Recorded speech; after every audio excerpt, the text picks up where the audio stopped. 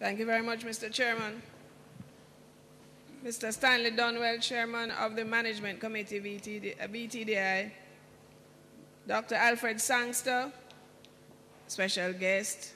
Dr. Wayne Wesley, Dr. Earl Green, other distinguished members. Good morning.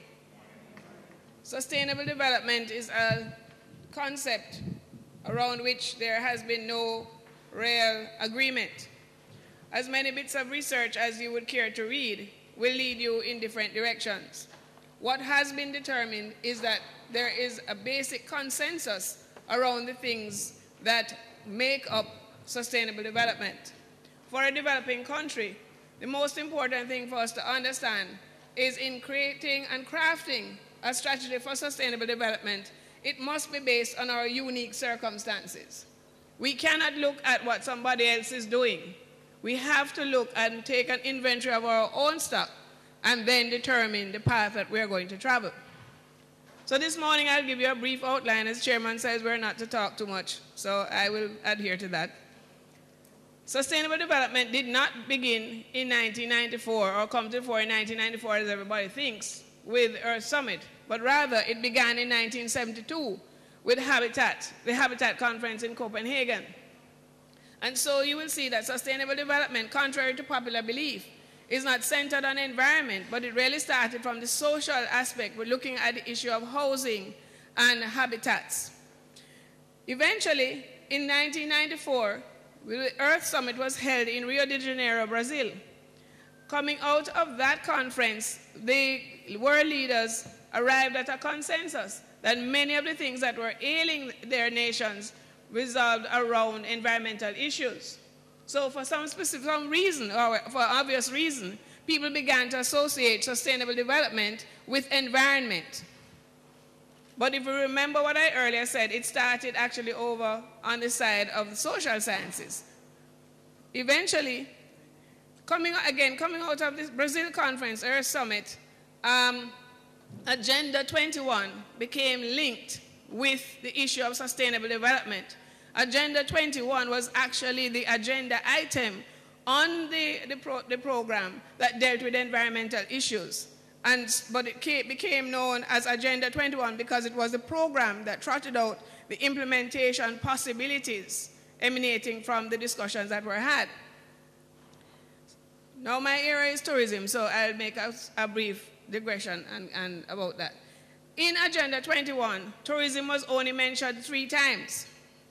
The private sector, led by the World Travel and Tourism Council, realized that this was an unacceptable position, given that tourism's platform was environment. And so they went ahead and developed a document called a Framework for Sustainable Tourism Development. And in that document, they broke out a work program for both the public and the private sector. That was a digression, and I'll come back to see how that all fits together. But the basic thing that we have to also understand about sustainable development is that it resounds around trade-offs. You have to trade off something to get something else. So we have to create win-win situations.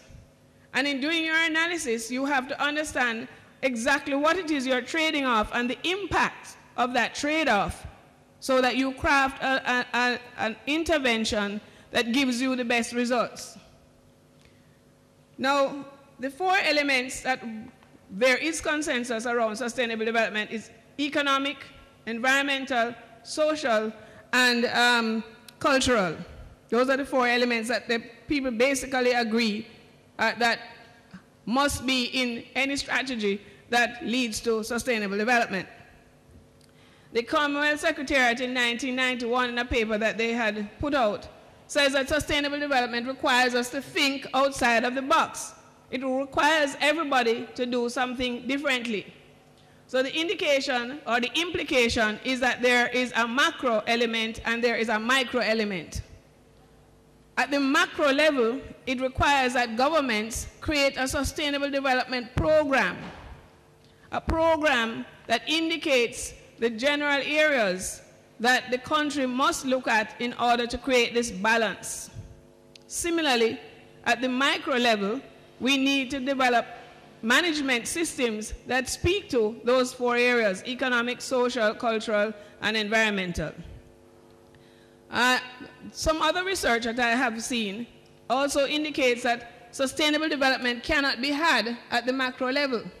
It is a microeconomic activity, or a micro activity, not just economic. It's a micro activity, because the micro addresses the management systems that are required to bring to the fore or to underpin the macro strategy. So in your curricula, you have to make sure that you have balance, that it is unique in terms of the results for our sustainability as a nation, and that it looks at both the micro and macro issues. I recently saw an interesting equation which might help to explain. Again, it was in relation to tourism, because that's my area. It goes as follows. Tourism plus heritage plus culture equals sustainable economies. Dr. Sangster just said to me a while ago, we need to do some work looking at the import bill to see what sort of substitution we can create to minimize our imports. Well, sustainable development, we have been doing a lot of work in this area across the board, and one of the areas, for example, is agritourism, where they have been looking at agricultural products that we have in Jamaica and looking at minimal processing to be able to produce jams and jellies, which then you would put into a hotel or export. These are the kinds of issues that you need to look at, that you translate, that you go from the micro to the macro and the macro to the micro, so that you create balance. I undertake to further that research, Dr. Sangster, and I'll get back to you. PPDD will work on it for you. But the important elements, ladies and gentlemen, and so I don't incur the wrath of the chairman, is to remember sustainable development requires you to analyze carefully trade-offs that lead you to creating balance at both the micro and the macro levels. Thank you very much.